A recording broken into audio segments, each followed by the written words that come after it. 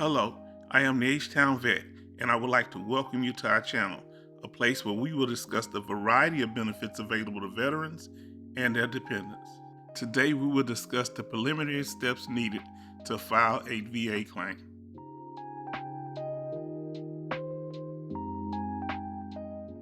The very first thing you need to do is prepare yourself mentally. In most cases, filing a VA disability claim is not easy, it's not fast, and there's no one way to be successful. But there is one document that's going to get your foot in the door when it comes to filing a VA claim. And that's your DD-214, the document that shows that you have been properly discharged from the military. If you have not already done so, you should look at your character of service and make sure that it says honorable. While honorable is the most preferred discharge, general under honorable conditions will allow you to access many of the same benefits.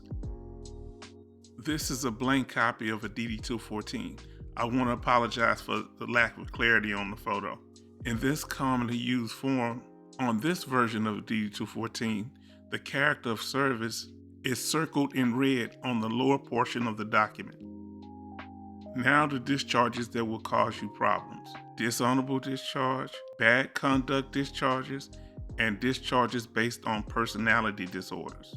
While bad conduct discharges and dishonorable discharges disqualify you for many veteran benefits, there are possible solutions.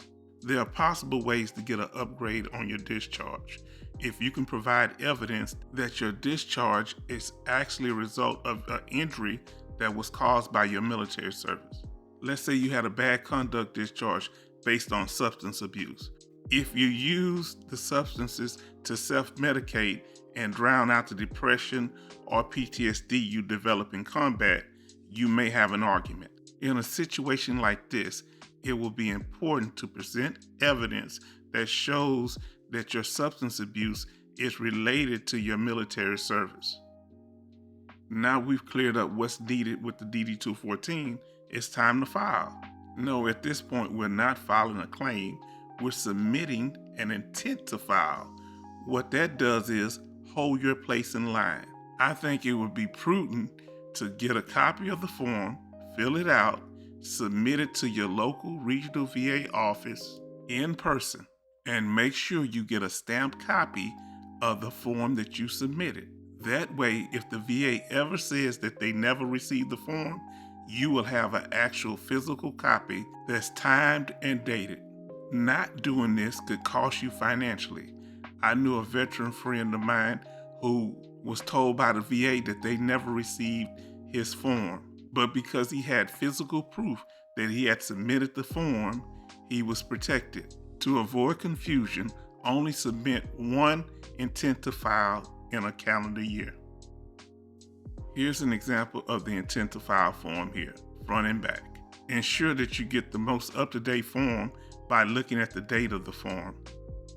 For more information on how the intent to file works, it gives you 1 year to develop evidence for your claim without actually claiming any specific condition. The most valuable thing about the intent to file is that it locks in your back pay date. So if your claim is approved, the VA will be paying you from the date that you submitted the intent to file, not the actual date you file your claim for disability. Remember, the intent to file is just to hold your place in line till you figure out what you're going to claim. Your next order of business, if you haven't done it already, is to enroll in the VA healthcare system. While you should be getting treatment for anything that bothers you health-wise, you do need to make it clear to the medical staff of the issues that occurred while you were in service. Most importantly, seek treatment for physical injuries and mental health issues. Once you have received medical treatment for a period of time, you need to go down to medical records and get a copy of your problems list. The problems list shows all the illnesses and conditions that you're diagnosed with in the VA healthcare system. While many people may have outside doctors, and that's a good thing, it's important to enroll in the VA healthcare system because the VA regional office can access your medical records much easier in the VA healthcare system, or we would hope so. Another group of records that's very important are your in-service military records. These include your personnel file, your medical records, and your dental records, which are often stored separately.